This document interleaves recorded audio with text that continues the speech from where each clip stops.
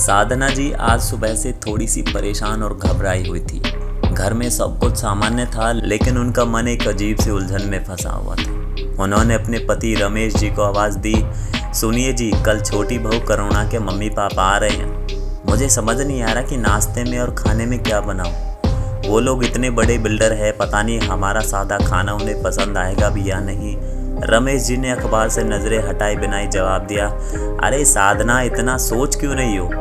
जो तुम हमेशा बनाती हो वही बना लेना। वो लोग कोई आसमान से थोड़ी उतरे हैं। तभी बाहर से गाड़ी के हॉर्न की आवाज़ सुनाई दी। छोटी बहू करुणा और बेटा कुणाल ऑफिस से वापस आ गए थे। साधना जी तुरंत बाहर गई। करुणा बेटा, तुम्हारे मम्मी पापा कल आ रहे हैं ना? तुमने बताया नहीं कि उन्हें खाने में क्या पसंद है। करुणा ने अपना बैग सोफे पर रखते हुए कहा, माँ जी, मुझे तो खुद भी नहीं पता कि वो कल आ रहे हैं।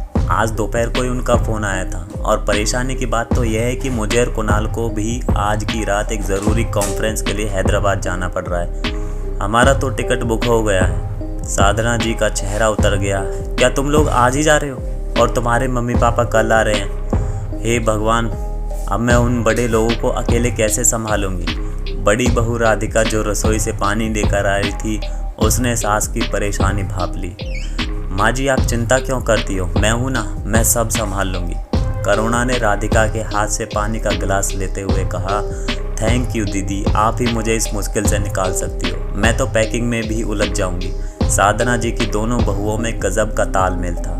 राधिका एक साधारण मास्टर की बेटी थी जो शादी के बाद से ही घर की धुरी बन गई थी। वहीं करुणा शहर के नामी बिल्डर की इकलौती बेटी थी। जब कुणाल ने करुणा से शादी करने की बात घर में बताई तो साधना जी और रमेश जी के पसीने छूट गए। उन्हें लगा कि इतने अमीर घर की लड़की उनके मिडिल क्लास परिवार में कैसे एडजस्ट करेगी, कहीं वो घमंड में आकर घर न तोड़ दे। लेकिन करुणा ने अपनी सादगी और समझदारी से सबका दिल जीत लिया। वो राधिका को अपनी बड़ी बहन मानती थी और घर के हर काम में हाथ बटाती थी। साधना जी अक्सर मन ही मन भगवान को धन्यवाद देती थी कि उनके घर को किसी की नज़र न लगे। लेकिन आज करुणा के माता पिता के आने की खबर ने साधना जी की पुरानी चिंताएं फिर से जगा दी थी।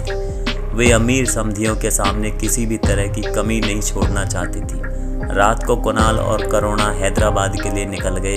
अगली सुबह जब साधना जी रसोई में नाश्ते की तैयारी कर रही थी, तभी राधिका का पति यानी कि उनका बड़ा बेटा सुमित हड़बड़ाता हुआ अंदर आया। माँ, एक बहुत बड़ी गड़बड़ हो गई है। सुमित ने माथा पीटते हुए कहा, आज हमारे ऑफिस की तरफ से एक फैमिली पिकनिक रखी गई है। सभी को अपने परिवार के साथ जाना अनिवार्य है। मैं आपको और राधिका को बताना ही भूल गया था। साधना जी के तो हाथ से जैसे करसुल ही छूट गई। सुमित, ये क्या कह रहा है तू? आज ही पिकनिक है? अरे आज करुणा के मम्मी पापा आ रहे हैं। अगर तू और राधिका भी चले गए तो मैं और तेरे पापा उन बड़े लोगों की खातिरदारी कैसे करेंगे? बेबसी से कहा, माँ मैं क्या करूँ? अगर मैं नहीं गया तो बॉस मुझसे नाराज़ हो जाएंगे। आप ऐसा कीजिए, खाने का ऑर्डर बाहर से कर दीजिए। बर्तन धोने वाली कमला बाई को रोक लीजिए, वो मदद कर देगी। साधना जी के पास अब कोई चारा नहीं था।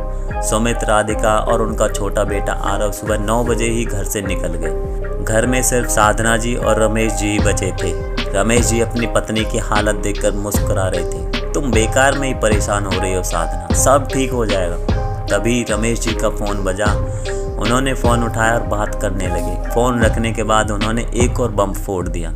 लो भाई, आज तो मेहमानों की लाइन ही लगी है। राधिका के बाबूजी यानी कि मास्टर जी का भी फ़ोन आया था। वो भी उनकी पत्नी आज दोपहर के खाने पर हमारे घर आ रहे हैं। साधना जी ने तो माथा पकड़ लिया। हे भगवान, एक तरफ अमीर समधी और दूसरी तरफ मास्टर, मैं तो पागल ही हो जाऊंगी। अब जल्दी से बाहर रेस्टोरेंट में फ़ोन करके मास्टर जी और उनकी पत्नी के लिए भी खाना बढ़वा दीजिए। दोपहर के 12 बज रहे थे। साधना जी बेचैनी से दरवाजे की तरफ देख रही थी। तभी एक बड़ी गाड़ी उनके घर के सामने आकर रुकी। साधना जी और रमेश जी मेहमानों के स्वागत के लिए बाहर आए, लेकिन गाड़ी का दरवाज़ा खुलते ही वो दोनों हैरान रह गए। गाड़ी में करुणा के माता पिता और राधिका के माता पिता, मास्टर जी और उनकी पत्नी भी मुस्कुराते हुए बाहर निकले। चारों समधी समधन एक ही गाड़ी में, वो भी एक साथ। सरप्राइज, करुणा की माँ ने हंसते हुए कहा। साधना जी को तो अपनी आंखों पर यकीन ही नहीं हो रहा था। आप लोग एक साथ? मास्टर जी ने हंसते हुए रमेश जी को गले लगाया। अरे भाई, हम समझी है, कोई दुश्मन थोड़ी है, चलिए अंदर चलिए, बहुत भूख लगी है। ड्राइंग रूम में चारों समधी समधन ऐसे बैठे थे जैसे बरसों पुराने दोस्त हो। न कोई अमीरी का घमंड, न कोई गरीबी का संकोच। साधना जी ने राहत की सांस ली। बाहर से मंगवाए गए खाने के साथ करुणा और राधिका की माताएं भी अपने अपने घर से कुछ डिशेस बनाकर लाई थी। खाने की मेज पर हंसी मजाक और पुरानी यादों का ऐसा दौर चला कि कब शाम के 5 बज गए किसी को पता ही नहीं चला। तभी दरवाजे पर सुमित और राधिका हंसते हुए अंदर आए। तो माँ जी, हमारी प्लानिंग आपको कैसी लगी? राधिका ने शरारत से पूछा। साधना जी की आंखें खुली की खुली रह गई। प्लानिंग? मतलब तुम लोग पिकनिक पर नहीं गए थे?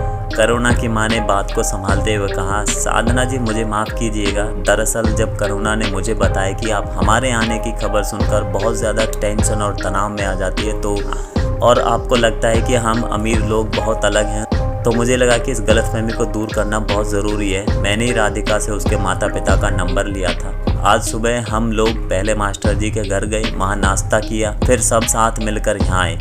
राधिका और करुणा ने भी ये सारा नाटक रचा था ताकि हम बिना किसी झिझक के साथ समय बिता सके। साधना जी की आंखों में खुशी के आंसू थे। उन्होंने राधिका के सर पर हाथ फेरा। तुम दोनों बहुओं ने तो मुझे आज सचमुच एक बहुत बड़ा सबक दे दिया। रिश्तों पैसों से नहीं, प्यार और अपनेपन से निभाए जाते हैं। रमेश जी ने हंसते हुए कहा। तो फिर इसी बात पर राधिका के हाथ की एक एक कप चाय हो जाए। पूरा घर एक बार फिर से हंसी के ठहाकों से गूंज उठा।